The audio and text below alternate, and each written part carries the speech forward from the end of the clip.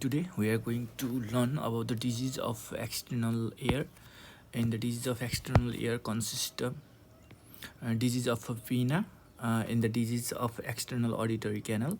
In the disease of pinna is divided into four subheading. They can be congenital, they can be traumatic, they can be inflammatory or neoplastic disorder.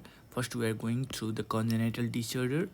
Congenital disorder, the developmental abnormalities of the pinna may just minor variation from the normal or major abnormalities. It is anotia. It is a complete absence of pinna. Anotia means absence of pinna and lobule, and usually form part of the first arc syndrome. Microtia means it is a major developmental anomaly. Degree of microtia may vary. It is frequently associated with abnormalities of external auditory canal, middle and internal ear. The condition may be unilateral or bilateral. Hearing loss is frequent. Peanut ear is a form of microtia. While you are talking about the microtia, you need to remember peanut ear is the small sized ear, and it is a major developmental anomaly. And similarly, there is a microtia. Microtia means the large pinna, nothing more than that. And the bat ear means there is a abnormally protruding ear. The concha is is large with poorly developed antihelix and scapha. Poorly developed antihelix and scapha. The deformity can be corrected surgically anytime after the age of 6 years if cosmetic appearance is so demand. If cosmetic appearance is so demand, it can be corrected surgically. Surgical correction can be done. Bat ear, there is the poorly development of antihelix and scapha. This is the figure of anotia. Anotia means the absence of ear. There is no external or pinna and the auricle. And this is the microtia. Microtia means the small size ear. Small sized ear, also known as peanut ear. This is the peanut ear. And this is the periauricular appendage. We'll see it in later. In the cough ear. Now we are going through the cough ear. Another congenital anomalies. Cough ear or lobe ear, it is hypoplasia of upper third of the auricle. Hypoplasia, you need to remember hypoplasia of upper third of auricle. Upper portion of the helix or pinna is curved. Cocktail ear or snail shell ear are greater deformities of the cough ear. We'll see it to the figure. And curved ear. This is a curved ear. This is the figure of curved ear. And we're going to see the bat ear.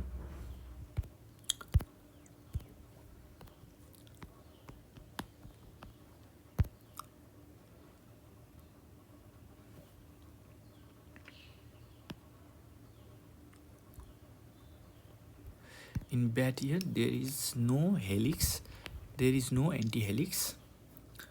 In bat ear, we need to note there is no antihelix and scapha. This is the perfect example of bat ear. This is the perfect example of bat ear. And cryptotia means the upper third of the auricle is embedded under the scalp skin. Scalp skin means this is cryptotia. Upper third of the ear is hide under the scalp skin. And then now we are going to the cloboma. There is a transverse cleft in the pinna. Cloboma means the transverse cleft in the pinna. Cloboma, there is a transverse cleft in the pinna. And other minor deformities: absence of tragus, Darwin's tubercle, additional fold, style ear. Darwin tubercle is a pointed tubercle on the upper part of the helix and represent effects of pinna of lower animals. We need to understand only the pointed tubercle on the upper part of helix. Darwin tubercle means the pointed tubercle on the upper part of helix. In stale ear helix, which should normally be folded, is flat, flat, and the upper crux of antihelix is duplicated and reaches rim of helix. It can be corrected by mold in the first 6 years of life. The deformities of ear lobule, they are absence of lobule, large lobule, bifid lobule, or attached lobule. Absence of lobule, large lobule, bifid lobule, or attached lobule, periauricular tags or appendages. They are skin covered tags that appears on a line drawn from the tragus to the angle of mouth. They may contain small pieces of cartilage. Periauricular pits or sinus, where here is the figure of periauricular pit. This is the figure of periauricular sinus tract, which is there is a draining of the pus. There is a draining of the pus. Periauricular pits. Periauricular pit is a depression in front of crux of helix. In front of crux of helix, this is the location of the pits or sinus. In front of the crux of helix or above the tragus. Periauricular sinus is epithelial tract and is due to the complete fusion of tubercle. Due to incomplete, periauricular sinus is a epithelial tract and is due to the incomplete fusion of tubercle. It may get repeatedly infected, causing purulent discharge. This is the figure of purulent discharge. Abscess may also form. Treatment is surgical excision of the tract if the sinus gets repeatedly infected. Surgical excision is the treatment. Now we are going to the trauma to the auricle. Trauma can be hematoma. Laceration, avulsion, frostbite. Cleoid. Hematoma. It is the collection of blood between auricular cartilage and the perichondrium. Often it is result of blunt trauma seen in boxer, wrestler, rugby player. Extravasated blood may clot and then organize, resulting in typical deformity called cauliflower ear. Cauliflower ear. We are going to see the figure of cauliflower ear. This is the figure of cauliflower ear, which are commonly seen in boxer, rugby player, and wrestler. Extravasated blood clot may then organize, resulting in typical deformity called cauliflower ear.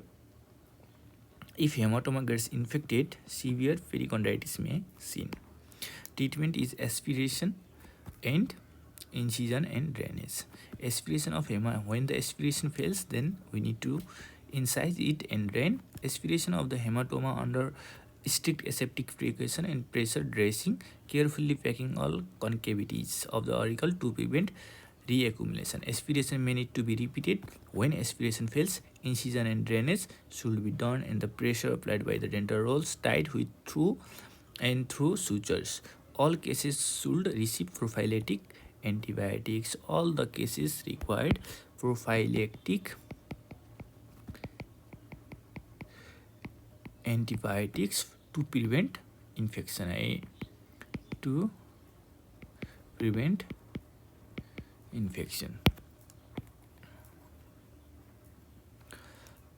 Now we are going to the laceration. They are repaired as early as possible.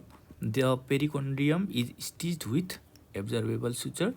Special care is taken to prevent slipping of the perichondrium from cartilage for fear of avascular necrosis, because the only source of nutrition is blood supply, and when there is a laceration, the blood supply to the cartilage is cut off due to the injury to the perichondrium.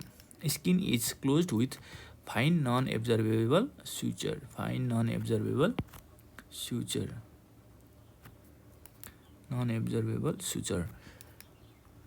Perichondrium, absorbable suture. Skin, non-absorbable suture. Broad spectrum antibiotics are given for 1 week as a prophylaxis. Avulsion of pinna. When pinna is still attached to the head by a small piece of small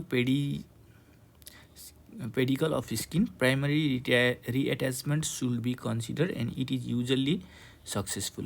Completely avulsed pinna can be reimplanted in a special case by the microvascular technique, and in other, the skin of the avulsed segment of pinna is removed and the cartilage implanted under the post-auricular skin for later reconstruction. Now, frostbite.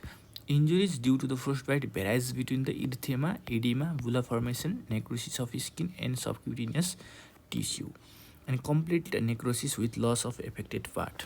Treatment.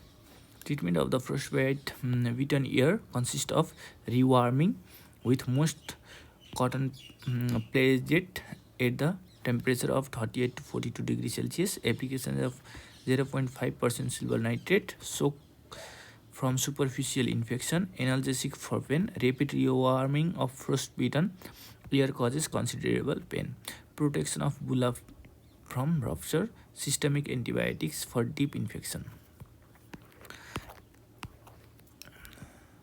Surgical debridement should wait several months as the true demarcation between the dead and living tissue appears quite late.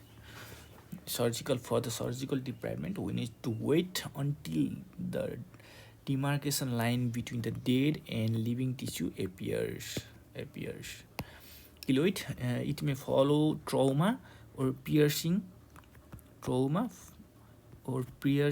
the ear. For ornaments, usual site are the lobule and helix. Surgical excision of the keloid usually results in reoccurrence. Reoccurrence of keloid can be avoided by pre and post radiation with a total dose of 800 radiation delivered in 4 divided doses. Some prefer local injection of steroid after excision. So for the treatment of keloid, we need to give a total dose of 600 to 800 radiation in 4 divided doses. Now the inflammatory disorder of the pinna, they are periconditis, relapsing periconditis, and the chondrodermatitis nodularis conica helicis. It results from the infection secondary to laceration, hematoma, surgical incision. It can also result from extension of infection from diffuse otitis externa or furuncle of the meatus. Pseudomonas and mixed flora are the common pathogens. Initial symptoms are red, hot, painful pinna, which feel stiff. Later abscess may form between the cartilage and perichondrium with necrosis of cartilage, as the cartilage survives only the blood supply from its perichondrium.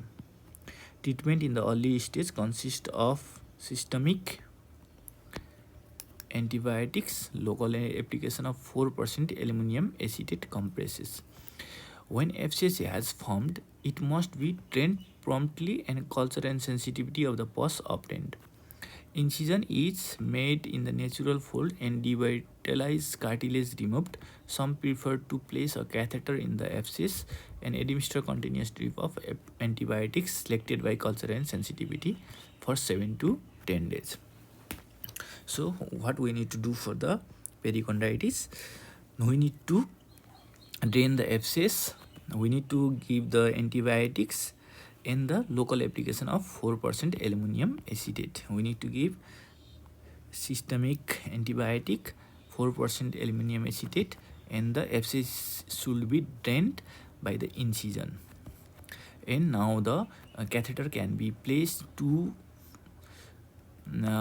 supply antibiotics by the continuous drip process. Relapsing periconditis. It is a rare autoimmune disorder involving cartilage of the ear. Other cartilage, septal, laryngeal, tracheal, costal may also be involved. It is an autoimmune disease which involves the cartilage of ear. The entire auricle, except its lobule, becomes inflamed and tender. External ear canal become stenotic. Treatment consists of high dose of systemic steroid. Systemic steroid in a high dose is given for the treatment. Chondrodermatitis nodularis conica helicis. Small painful nodule appear near the free border of helix in men about the age of 50 years. Nodules are tender and the patient is unable to sleep on the affected side. Treatment is excision of the nodule with its skin and cartilage. What is the treatment? Treatment is the excision of nodule with its skin and cartilage. So we are going to learn tumor in next video.